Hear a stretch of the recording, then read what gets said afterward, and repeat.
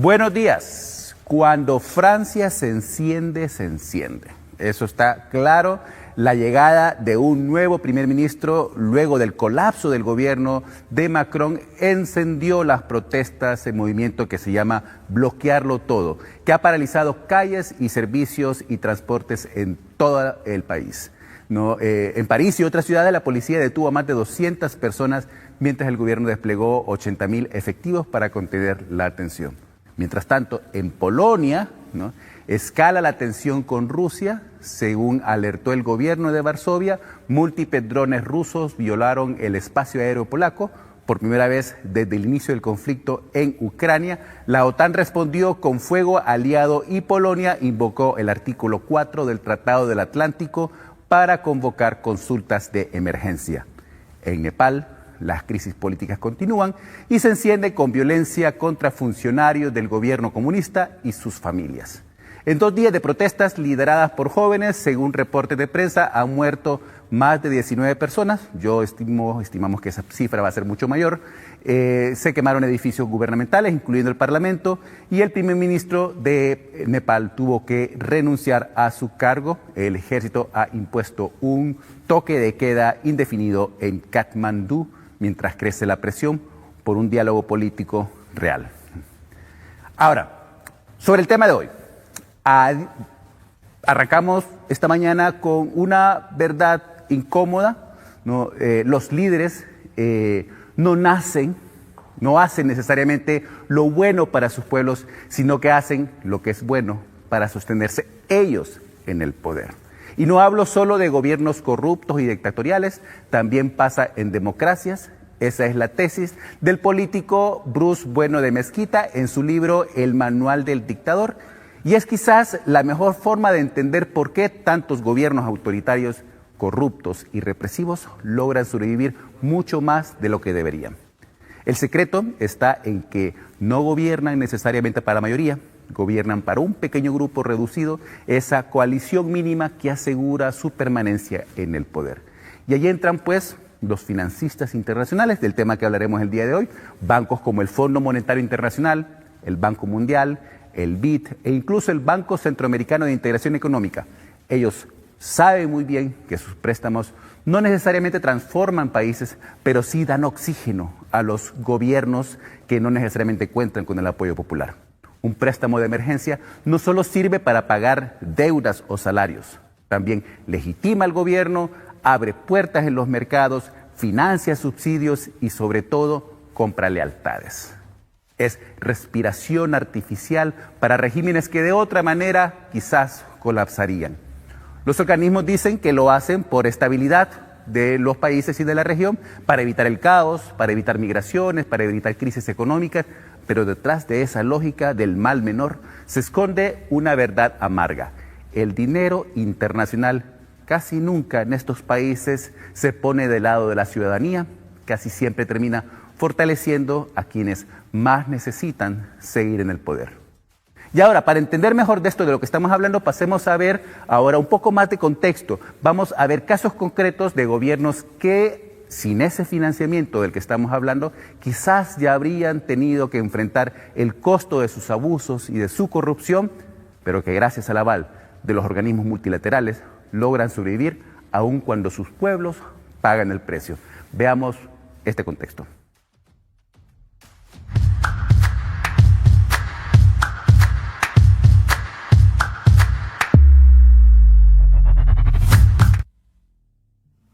En el mundo, muchos gobiernos autoritarios y corruptos no deberían haber sobrevivido a sus propias crisis, y sin embargo lo hicieron. ¿Cómo? Gracias al financiamiento internacional que les dio oxígeno político y económico, préstamos que se justifican en nombre de la estabilidad, pero que terminan sosteniendo a quienes concentran el poder y reprimen a sus pueblos. Hoy, en Más Contexto, hacemos un recorrido por el mapa del mundo. Desde Asia hasta América Latina, veremos ejemplos concretos de cómo como los organismos multilaterales y las potencias financieras han sido clave para mantener en pie a regímenes acusados de represión, corrupción y violaciones de derechos humanos. Nos ubicamos en Myanmar, gobierno militar impuesto tras el golpe de 2021, acusado de represión sangrienta y genocidio contra la minoría rohingya. Aún así, en ese mismo año recibió decenas de millones de dólares en asistencia sanitaria del Banco Mundial y el Banco Asiático de Desarrollo. Etiopía, gobernado por Abiy Ahmed desde 2018, señalado por crímenes de guerra y limpieza étnica en Tigray y Amara. En 2024, el Fondo Monetario Internacional aprobó un paquete de 3.400 millones de dólares y el Banco Mundial mantuvo proyectos por más de 7.000 millones. Zambia, un gobierno civil atrapado en deudas tras la pandemia, denunciado por corrupción y clientelismo. En julio de 2025, el FMI liberó 184 millones de dólares como parte de un programa de 1.550 millones para evitar negligencia. Venezuela, dictadura de Nicolás Maduro, acusada de corrupción masiva, narcotráfico y violaciones de derechos humanos. Entre 2007 y 2016, China prestó más de 62.000 millones de dólares respaldados con petróleo y en 2025 financia un proyecto petrolero en Maracaibo de 1.000 millones. El Salvador, gobierno de Nayib Bukele, con concentración de poder y debilitamiento de contrapesos, señalado por erosión democrática y corrupción.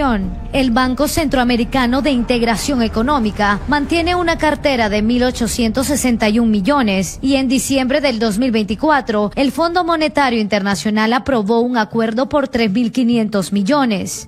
Nicaragua, dictadura de Ortega y Murillo, acusada de represión, manipulación electoral y corrupción en megaproyectos. Entre 2024 y 2025, China le concedió más de 567 millones de dólares en préstamos para aeropuertos e infraestructura. En Honduras, gobiernos fallidos marcados por corrupción y proyectos fallidos. El caso más emblemático, el Trans 450, un sistema de transporte de Tegucigalpa financiado por el Banco Centroamericano de Integración Económica, con 51 millones de dólares en 2012. Nunca funcionó y quedó como un monumento a la corrupción.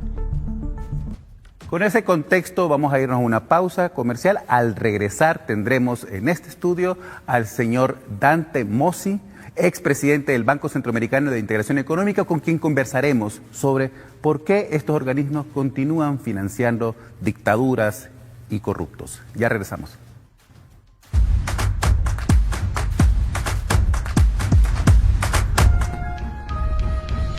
Banpaís evoluciona junto a Corporación BI. Desde 2007 somos parte del líder financiero regional. Nos renovamos con nueva imagen. Innovamos para ir adelante, respaldar nuevas metas, ampliar oportunidades, generar desarrollo y bienestar. Más de 10 millones de hondureños nos impulsan hacia adelante. Lo que viene, lo construiremos juntos. Porque así, unidos, es como avanzamos.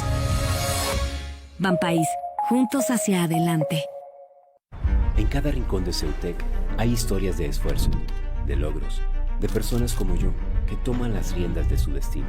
Porque aquí se trata de mi actitud frente a la vida, de estudiar con calidad educativa para obtener el título que quiero, de saber que voy a tener el empleo que busco, de estar en el lugar que merezco estar.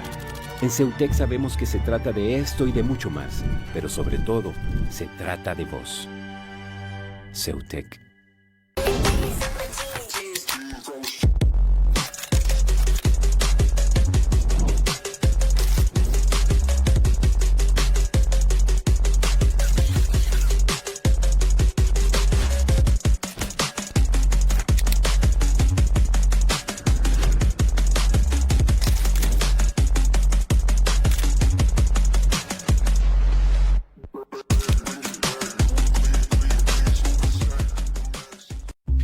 Cocinemos, cocinemos, atrevámonos, un platillo, una merienda, un sabor que nos sorprenda.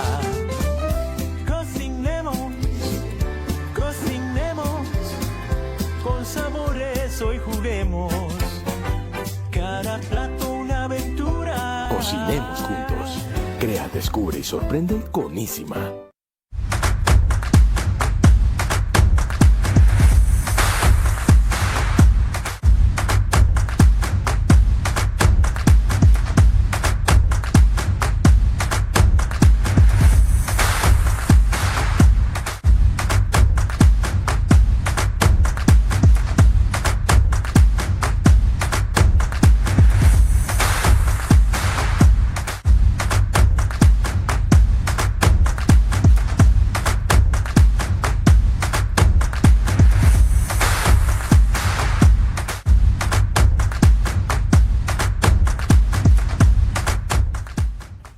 Hoy nos acompaña en el estudio de este programa Más Conscientes de ICN Digital el señor Dante Mossi, economista que conocido en Honduras por haber sido presidente en su momento del Banco Centroamericano de Integración Económica.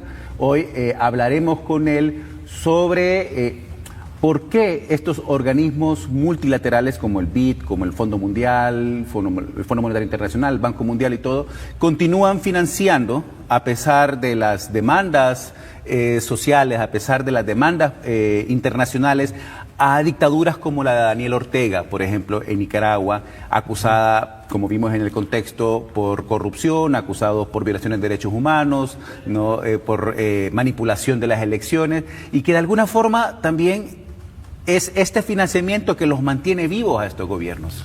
A ver, buenos días. Primero, un gusto estar acá. Yo creo que el desarrollo de la banca internacional de desarrollo es una banca que viene de la posguerra, de la Segunda Guerra Mundial, y tienen mandatos bien específicos en esencia de reconstruir y evitar otros conflictos parecidos a la Guerra Mundial. Y aquí me voy como abogado, pero en eso creo que es importante. Todos los bancos de desarrollo no tienen el mandato de derechos humanos, y eso es algo que molesta a muchos. Les digo, miren, si tanto les molesta, pues pidan que se reformen los estatutos para incluir el tema de derechos humanos dentro de los estatutos. Hoy por hoy las denuncias de derechos humanos, de corrupción, de falta de atención a sociedad civil, se toma a un nivel político. ¿Y quiénes son el nivel político? Son los directores, porque todos los bancos de desarrollo están hechos por países. Entonces, por ejemplo, en el Banco Mundial, en el Fondo Monetario Internacional, en el BID, Estados Unidos es dueño de más del 40% del poder accionario de ese banco, y estos ejercen su política exterior usando estos bancos y bloquean financiamiento a un país o no.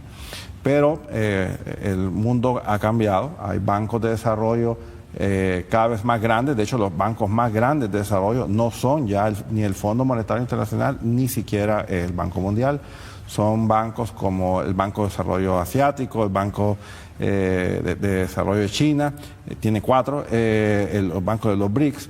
Entonces estos bancos ya no tienen esa hegemonía de un país que tiene una moral superior sobre otro.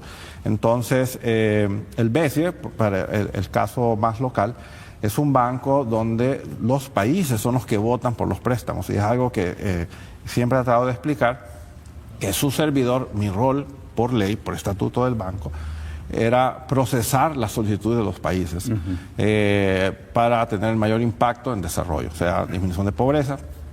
Pero quienes deciden si se da o no un préstamo no es el presidente del banco, son los directores del banco.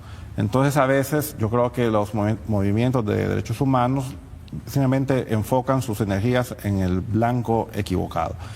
O sea, no es el presidente el culpable. El que decide o no otorgar un préstamo es el directorio de ese banco, y son los que votan y deciden si se da o no se da. Entonces yo siempre menciono el ejemplo de Nicaragua. Nicaragua en el BCE nunca tuvo un préstamo que no fuera aprobado por el directorio, nunca. Ni El Salvador, o sea, nunca el directorio dijo no. ¿Por qué? Porque los proyectos estaban bien preparados, con un impacto en pobreza. Y yo sé que mucha gente no compartían ese criterio, pero legalmente quienes podían objetarlo no lo hacían. Ok, mamá, me explique, a ver si logro entender entonces cómo funciona cuando un país decide, ya sea un país con índices óptimos de democracia, o sea, una dictadura marcada por nepotismo, por lo que sea, ¿no? Deciden aplicar un préstamo. ¿Cuál es el procedimiento exactamente y cómo llega eso a discusión? ¿Se discute en algún momento el tema de derechos humanos? A ver, comenzamos por el principio. Todo banco de desarrollo, el dueño son sus accionistas y son los que pueden pedir préstamos. Entonces hay ciertas reglas. Básicamente hay espacios, cupos de crédito que los países tienen en cada banco. Y en esencia se les dice con antelación, hay un gobierno nuevo. Mire, señor, digamos el caso del BCE, cuando entró la presidenta Xiomara Castro. Le dijo, mire, señora presidenta, usted cuenta con $800 millones para sus próximos 4 años, usted decida cómo quiere manejarlos. Entonces, y es una decisión soberana de cada país y si quiere usarlo, porque hay países que no lo usan. Los países solicitan uso del préstamo para un puente, una carretera, un edificio, apoyo presupuestario. El banco tiene un equipo técnico que lo analiza, hay un comité de crédito que debate los pros y cons. Si hay temas de corrupción, pues qué mitigantes se pueden tomar. Usualmente es el uso de métodos de transparencia que publiciten cómo se usan los recursos. Y luego se eleva a un directorio y el directorio vota. ¿Hay debate? Claro que hay debate. Yo diría que, a menos en mis 5 años que estuve, los préstamos más debatidos fueron los de El Salvador, más que Nicaragua, porque Nicaragua los enfocaba muchísimo a electrificación rural, hospitales masivos. Entonces era bien difícil. Infraestructura, pero bien identificado un beneficiario físico pobre. Mientras que El Salvador era un poco más abstracto, mucho apoyo presupuestario. Y ahí sí había mucho apoyo presupuestario y dinero que uno... Que va para pago de salarios. Va como un cheque, ¿verdad? O sea, puede ser para lo que el gobierno disponga. Sí. Va al presupuesto. Entonces, esos debates, claro, dicen es bueno, es malo, pero El Salvador... pero es un debate de los directores. Ya el presidente podrá decir qué medidas hacemos para mitigar esos riesgos y si los directores están de acuerdo, se aprueba. Y de hecho, hubo un caso muy sonado de un proyecto de El Salvador que fue debatido muy fuerte y el director por Costa Rica protestó y dijo, miren, yo me opongo a eso. Y el presidente se gana siempre los golpes. A los días el director fue removido y dijeron que fui yo, porque que yo tuve injerencia en esa decisión con el presidente Rodrigo Chávez. El presidente no decide sobre el directorio, ¿no? Claro que no. Cada país. Y entonces, días después, leyendo las columnas políticas, esa discusión trascendió. El presidente de El Salvador llamó al presidente de Costa Rica y le dice, mira, ¿estamos o no estamos trabajando juntos? Y cortaron al director que se opuso a ese préstamo. Entonces, o sea, son decisiones políticas al más alto nivel. Entonces creo yo que, y de hecho el BCE por eso se abrió a otros países para balancear un poquito la política regional a una política más amplia, ¿verdad? Tenemos a Taiwán, ¿cómo se llama? A Corea, a México, a Panamá, Dominicana, Argentina, España, que de alguna manera balancean un poco más esas decisiones. Pero francamente, yo no siento que ha habido ningún cambio significativo en cuanto a los temas que usted se refiere. O sea, al final, si entiendo bien, quienes deciden apoyar, sostener financieramente a estos gobiernos son los otros gobiernos de la región. Así es, exactamente. O sea, es un club de países. Si usted me pregunta... ¿cuál fue la diferencia de los 80 versus estos años en Centroamérica, particularmente por la pandemia? Para mí fue el BCE, sin lugar a dudas. ¿Por qué? Porque en los años 80 Centroamérica tenía una sola opción, solamente podía ir a Banco Mundial y Fondo Monetario. Y si Estados Unidos decía no, no había. Y de hecho, eso fue lo que pasó, ¿no? Se cortó financiamiento a muchos países con que no se comulgaba. Y el BCE, cuando yo llegué, venía creciendo muy rápido. Llego yo y realmente logramos elevar la calificación del banco a AA-, que es solo un paso a ser AAA. Y realmente Centroamérica está así de poquito de llegar a un banco AAA y realmente ser independiente de esa hegemonía, como decían algunos países, de esas decisiones políticas de Estados Unidos sobre política financiera de Centroamérica y dejar que los países centroamericanos decidieran sobre sí mismos qué procede y qué no.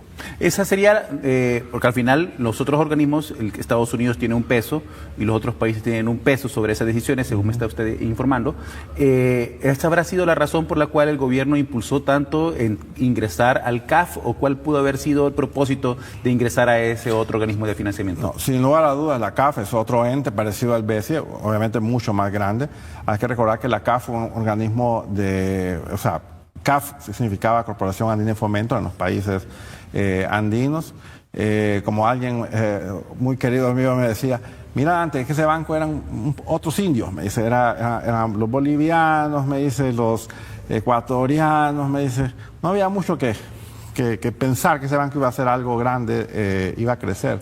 Pero realmente lograron esos países articular a ese banco, lo potenciaron, yo digo muy parecido al BESI, y con a crecer y a crecer y a crecer, se sumaron países grandes como Brasil, se sumaron países como Argentina, México más recientemente, y ahora la CAF tiene un socio que no tiene el Banco Mundial, Estados Unidos. Entonces, las decisiones de la CAF son muy parecidas a las del BESI, no tienen ese sesgo, por decirlo así, y yo creo que Estados Unidos realmente está perdiendo una oportunidad muy grande de tener una influencia. En un diálogo de alto nivel que tuve con el gobierno de Estados Unidos, ellos me decían, pero Dante, ¿cómo es posible que el banco no sabe que entre? O sea, aquí hay un costo por poder opinar en un directorio, pues entren si quieren. Al volver de la pausa, don Dante, vamos a hablar un poco sobre un caso que la gente también tiene preguntas alrededor de esta relación del Estado hondureño con el Banco Centroamericano de Integración Económica, que es el Trans 450. Entonces, eso va a ser al volver de esta pausa. No nos cambie, está usted viendo Más Conscientes de ICN Digital. Yo soy Oscar Estrada y hoy estamos hablando sobre pues cómo funciona esta relación de organismos multilaterales con gobiernos corruptos o autoritarios. Ya regresamos.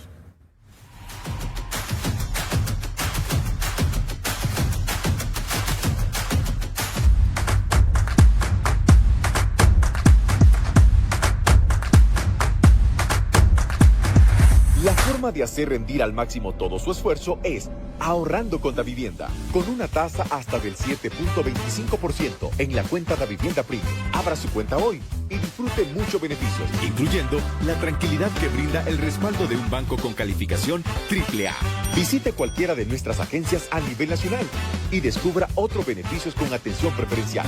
Ahorrando con Davivienda, sus planes a futuro cuentan con respaldo para convertirse en logros. Davivienda. Desde que mi esposo Diego probó el nuevo yogur Sula, cualquier momento es bueno para un yogur. Tiene más buena onda y pasa más activo. Creo que ama el nuevo yogur Sula más que a mí.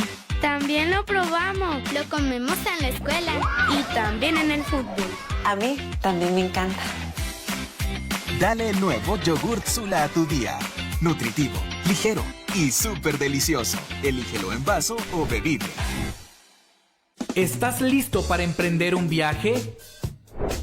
Me encuentro en una de las calles más famosas de la escena musical en Londres, Denmark Street. Recetas nuevas de cocina. Vámonos a preparar el guiso. Esta es la manera en que nosotros la preparamos y queda deliciosa. Miren nada más qué belleza. ¿No sabes qué necesita tu mascota? Y aquí tiene un hoyito para la correa.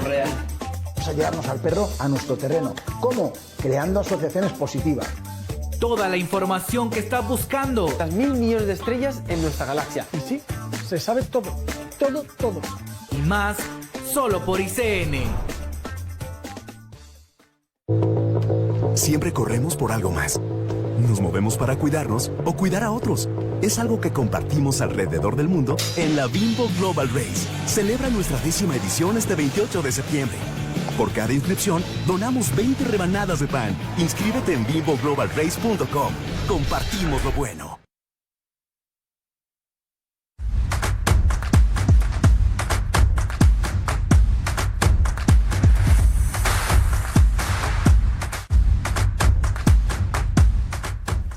Gracias por continuar con nosotros en Más Conscientes de ICN Digital. Los invitamos a que sigan todas nuestras redes y plataformas. Estamos en donde sea que usted está viendo las redes sociales, Facebook, Twitter, Instagram, TikTok. Ahí nos va a encontrar ICN Digital y puede darle like y seguir toda nuestra programación, que estamos seguros a usted le va a gustar. Hoy estamos hablando con el economista Dante Mossi sobre esta relación entre organismos multilaterales. Él fue presidente del Banco Centroamericano de Integración Económica y conoce muy bien esta relación que para nosotros, mortales comunes y corrientes de este mundo, apenas lo vemos pasar por allá.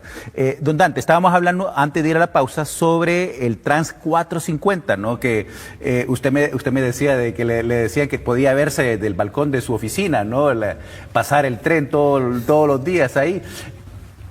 ¿Qué pasó con eso? Obviamente fue antes de que usted ingresara, pero no hubo nadie que se encargara de cuidar que ese dinero se aplicara, se usara como tenía que haberse usado, porque la deuda la tenemos. Así es. No, mire, lo que me gusta comentar a mí, yo trabajaba en Banco Mundial antes, así que podía ver el impacto de los diferentes proyectos y los proyectos de BRT, como se denomina, que es tránsito de buses rápidos, no ha funcionado muy bien en el resto del mundo. Creo que excepcionalmente hay países como Colombia, Corea, que ha funcionado, pero en Centroamérica, si quiere ver un desastre común en toda la región, son esos BRT, los carriles que se hicieron, financiados mayoritariamente por el BID y Banco Mundial también. Tampoco es que el Banco Mundial no financió BRTs, aún en África financió BRTs. Y el problema es corrupción, porque los buses, a pesar de que uno le gusta pensar que es transporte público, realmente son carteles privados. O sea, no es el gobierno el dueño del sistema de transporte. Entonces es bien difícil poner de acuerdo a todo el mundo en el uso exclusivo de una línea para transporte público. Volviendo al Trans 450, como le comentaba, mi anécdota fue, les digo yo, denme un ejemplo de un préstamo exitoso del BCI en Honduras. Me gusta tener un ejemplo. Mire por la ventana, el 450, le digo, ¿qué? Estaciones sin uso, le digo, o sea, ¿cómo va a ser bueno? No, pero nos pagan en tiempo y en forma. Y eso fue uno de las reformas que yo traté de poner en marcha en el BCI, y es medir el impacto de los proyectos, no por si el gobierno pagaba a tiempo. No por si el pago de la deuda. Sino el impacto. O sea, ¿a quién le resolvimos el problema? O sea, obviamente al constructor de los carriles, el que destruyó las carreteras, los bulevares, pero eso para mí es un préstamo realmente desastroso, y creo que el BID tiene mucha culpa en esto, ¿verdad? En no medir los riesgos que el proyecto implicaba para Honduras. Obviamente para mí es fácil decirlo después del hecho, ¿verdad? Quizá en un momento fue la mejor solución que les pudo haber ocurrido, pero eso fue un desastre. Y la participación del BCI es muy chica, pero demuestra que los préstamos tienen un riesgo, ¿verdad? Y para eso se necesitan medidas de salvaguarda, ¿verdad? Que aseguren que si yo voy a hacer una inversión, los vecinos estén de acuerdo, la ciudad esté de acuerdo, porque si yo quiero hacer un proyecto matacaballo, probablemente el proyecto no es bueno para el país ni para los ciudadanos que van a sufrir más, ¿verdad? El impacto de ese proyecto.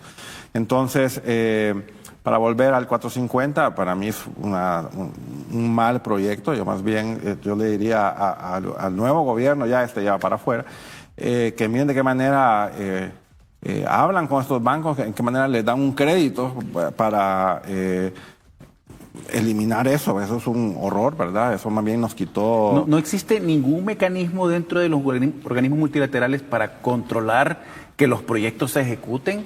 ¿Se da el dinero nomás y hay que el gobierno haga lo que quiera? Hay todo un sistema de supervisión de los proyectos. Digamos, en mi administración, siguiendo la escuela de Banco Mundial, yo era mucho de la visita de campo. El papel aguanta mucho. Yo vengo de la era de Banco Mundial, donde se financiaron 2 hospitales en India por $500 millones cada uno, y a un funcionario de tercera categoría se le ocurrió ir a ver los hospitales y no había nada. Entonces, me acuerdo que me quedó esa lección y yo fui a una charla donde explicaban eso, cómo la corrupción en gran escala puede generar esos impactos tan dañinos. Entonces dije yo, al menos en mi administración no van a haber proyectos como esos hospitales que nunca se construyeron en India, así que voy a ir a ver los proyectos. Uno de los proyectos que yo siempre cuento, y es controversial cuando cuento esto, fue una carretera en Nicaragua. De todos los países, el complicado Nicaragua. Cada visita que iba era una controversia asegurada. La gente de comunicación me decía antes, otra vez, disminuye un poco Nicaragua, pero digo, no, tengo que ir a ver todos los proyectos, a ver cómo van. Entonces, pero lo que le quiero comentar, una carretera que se llama, una comunidad que se llama Cruceros, que básicamente quitaba el tráfico que entraba a Managua y hacía que fuera por una ruta alterna para evitar congestionamiento de la ciudad. Y fui a ver el proyecto. En Nicaragua, obviamente, el gobierno se asegura que las giras están muy bien diseñadas, pero como yo era siempre un poco inquieto, me separé de lo que es del grupo y había una parada de buses con gente y me hago a un lado y le digo al señor, ¿cómo está? Mucho gusto, mi nombre es Dante Mossi, soy el presidente del BCI. Yo le miré la cara wow, ¿quién es este? y entonces le digo, quiero que me cuente, ¿cómo le ha cambiado la vida esta carretera a usted? Totalmente, me dice. Yo vivía en una choza, me dice, de Bajareque, son igual que nosotros, y la carretera cuando vino destruyeron mi casa. Y mire, me dieron ve aquella casa anaranjada, esa es la mía, me dice. Y mire qué color más bonito es. Todo el mundo sabe que yo vivo ahí. Y entonces, digo yo, ese es un buen proyecto, porque la ciudadanía lo hace propio. Esta es mi carretera, yo tengo mi casa. O sea, yo me mudé a mi libre albedrío, ¿verdad? O sea, nadie lo obligó a irse para allá. Alguien me cuestiona eso, pero lo que le quiero decir es que los mecanismos de auditoría social son tan importantes.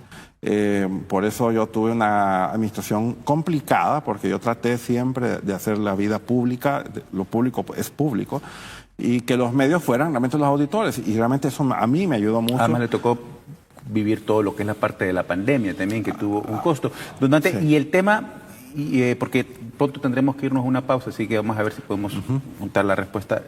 El tema de la consulta libre e informada para algunos proyectos como represas o proyectos que son en las comunidades indígenas y los territorios, ¿cómo se maneja eso dentro de estos organismos? No, de la misma manera, son convenios internacionales donde ningún proyecto puede hacerse si no hay un acuerdo, bueno, una consulta informada previa. Consulta es diferente a una aprobación.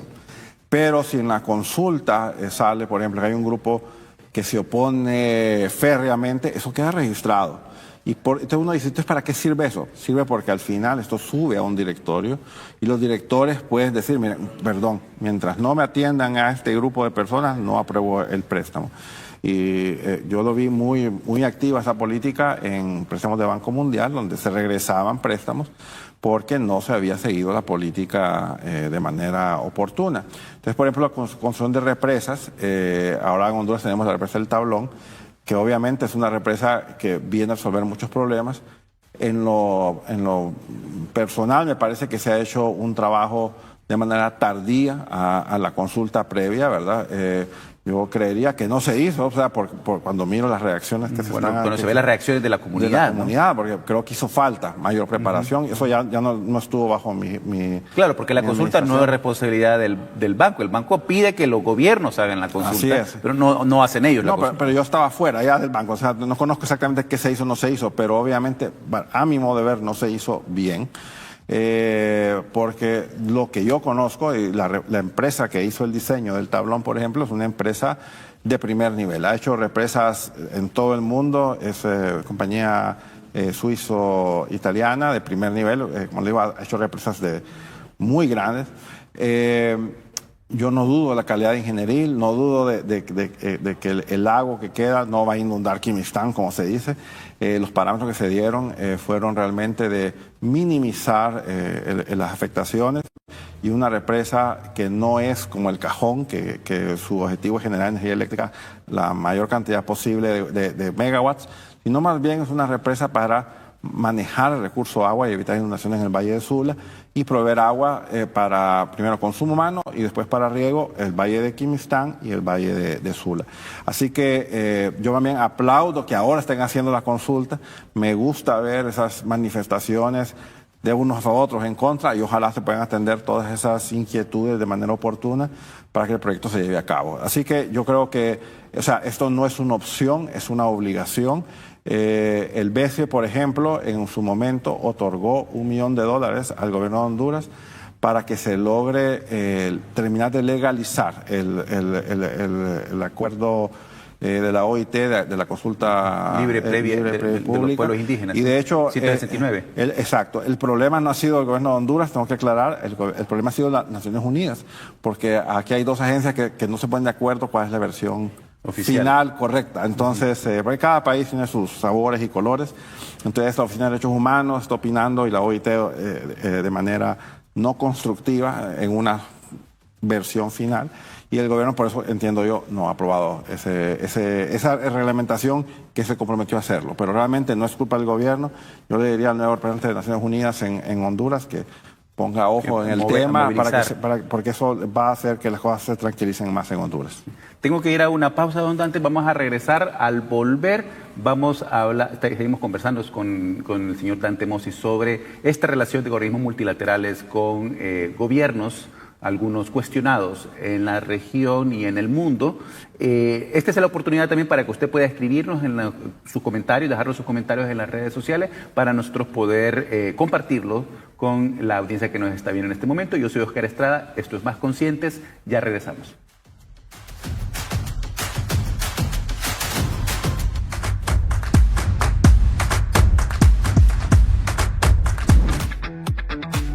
¡Que se repita el 7!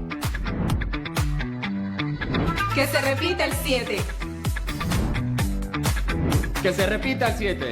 El 7 de la suerte de Banco de Occidente está de regreso para hacerte ganar con más de 7 millones en premios. Abre tu cuenta o incrementa tus ahorros con 700 lempiras o más y gana premios semanales de 7,000, 70,000 y hasta 700,000 lempiras. Si con tus ahorros quieres ganar, que se repita el 7. Banco de Occidente. En Cuestión de Enfoques conversamos con los y las protagonistas de las historias que a usted le interesan. El señor Manuel Zelaya ha atacado al Partido Liberal, ahora pretende socavarlo. La política, su propósito es generar bienestar para la población. Nosotros a la fecha tenemos actualizado ya el Censo Nacional Electoral. Nosotros le mostramos los distintos puntos de vista y opiniones sobre los hechos. La mayoría de la población de Honduras sigue viviendo bajo la pobreza. Lastimosamente, la pobreza en nuestro país ha ido en deterioro. Todos los poderes cerraron filas. El Poder Judicial no permitió que los casos avanzaran, el Ministerio Público cooperó muy poco. Cuestión de Enfoques, de lunes a viernes por ICN, una nueva conciencia. ¿Estás listo para emprender un viaje?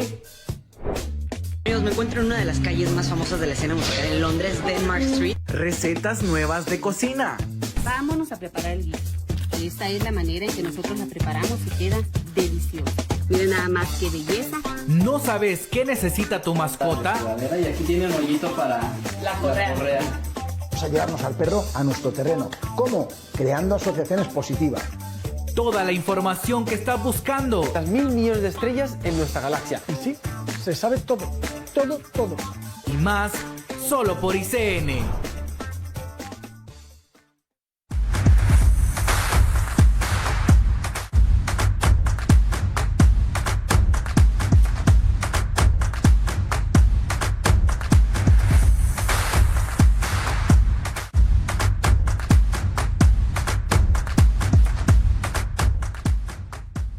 Gracias por continuar con nosotros. Estamos en Más Conscientes de ICN Digital. Estamos hablando hoy con el expresidente del Banco Centroamericano de Integración Económica, el BCIE, ese edificio que vemos ahí por el Boulevard Suyapa, grandote, que tiene la estatua de Morazán, ¿no? Sin espada.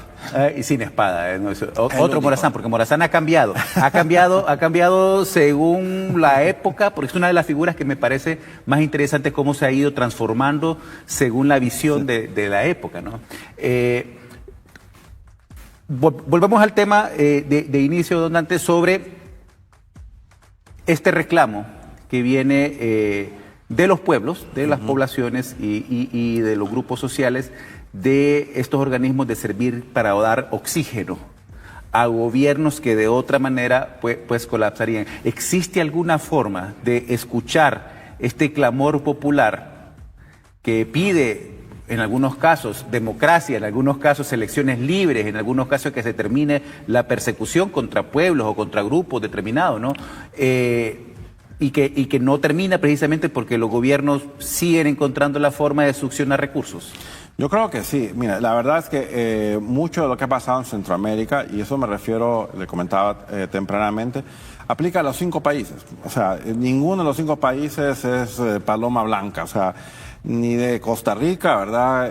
Donde hay reclamos, donde hay mucho compadrazgo, mucha corrupción en la contratación pública. Guatemala, que ha sido todo un tema, ¿verdad? La corruptela, ¿verdad? En gobiernos anteriores.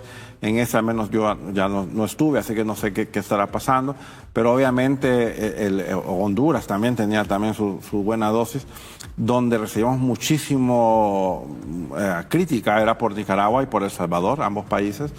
Y yo decía a los grupos organizados, porque hay grupos muy fuertes, miren, no se acercan con el presidente no tiene nada que ver en la decisión de otorgar o no un préstamo, no es el presidente, son los países.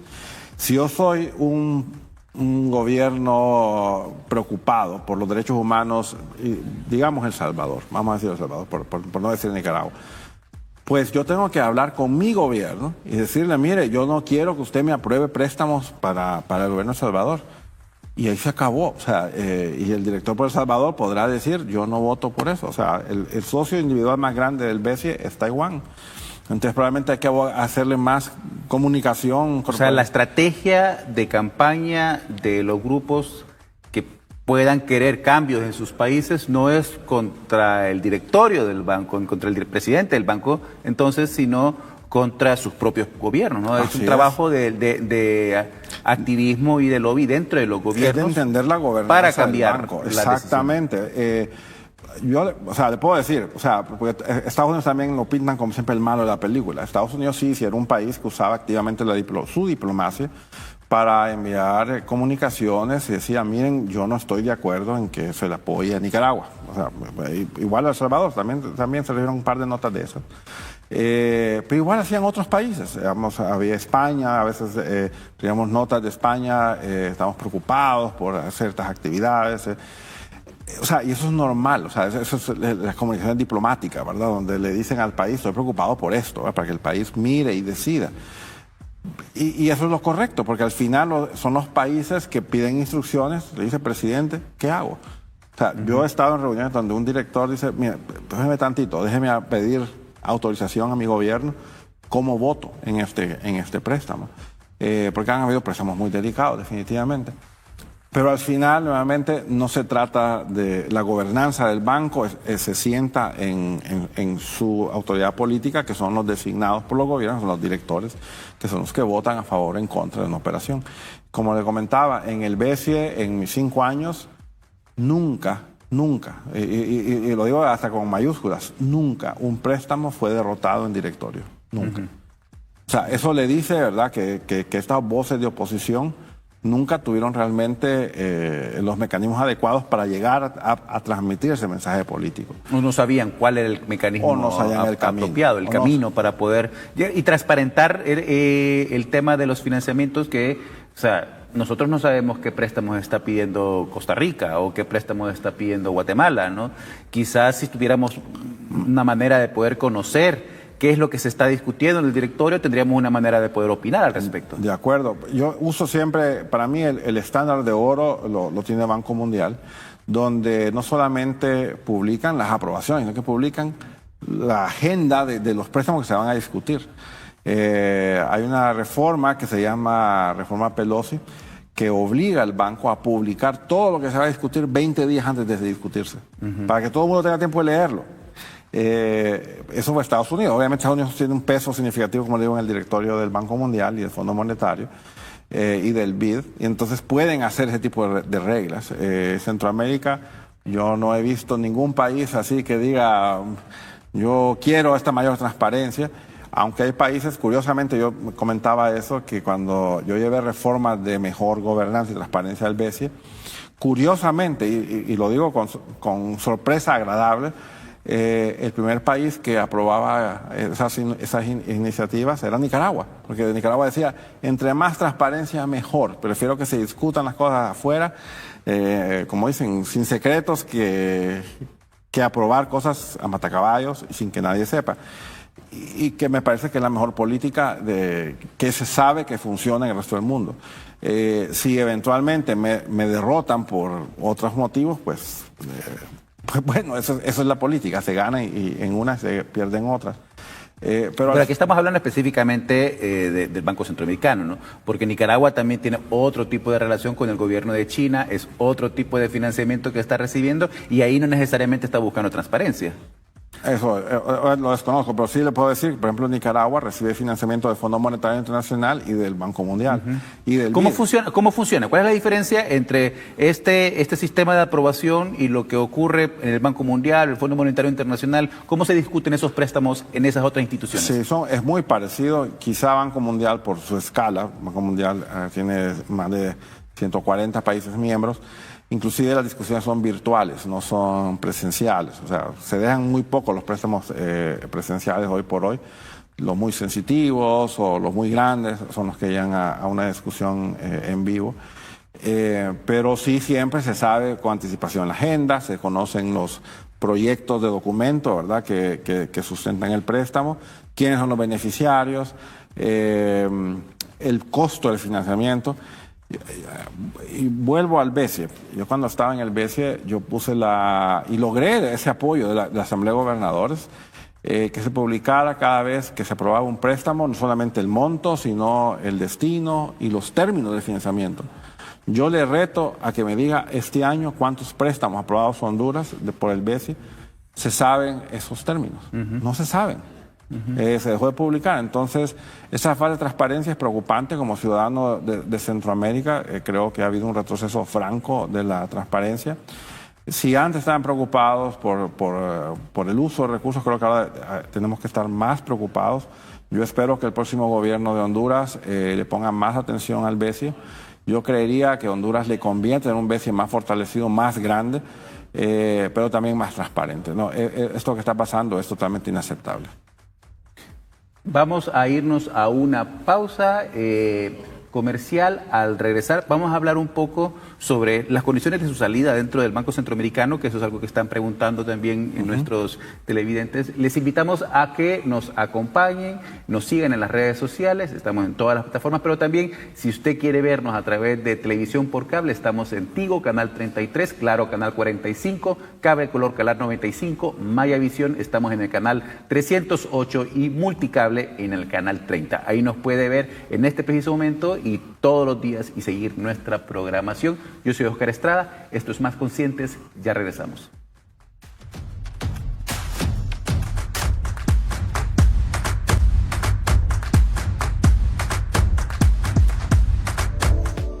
Los pasteles de Basilios no solo son pasteles. Son las memorias y momentos inolvidables que pasarás junto a tus seres queridos. Más que pasteles es el sabor de Basilios. Estamos ubicados en Tegucigalpa, Danlí, Comayagua y Choluteca. Basilios es la opción perfecta para endulzar tu día, porque todo buen momento sabe a Basilios.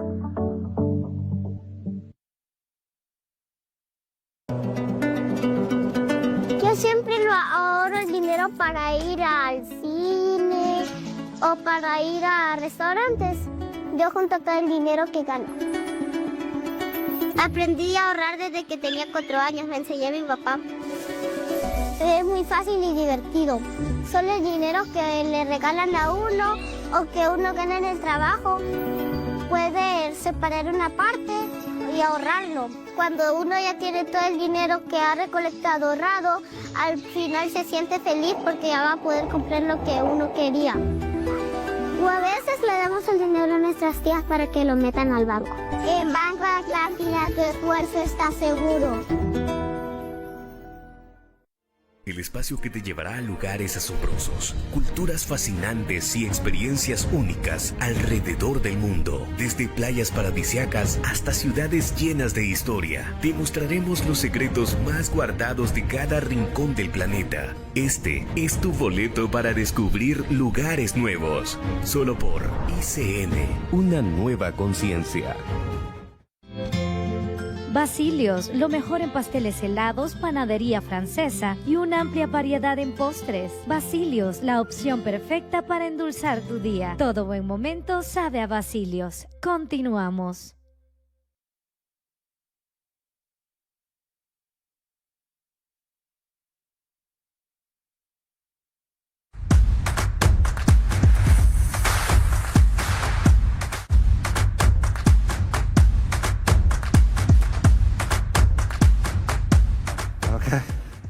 Gracias por continuar.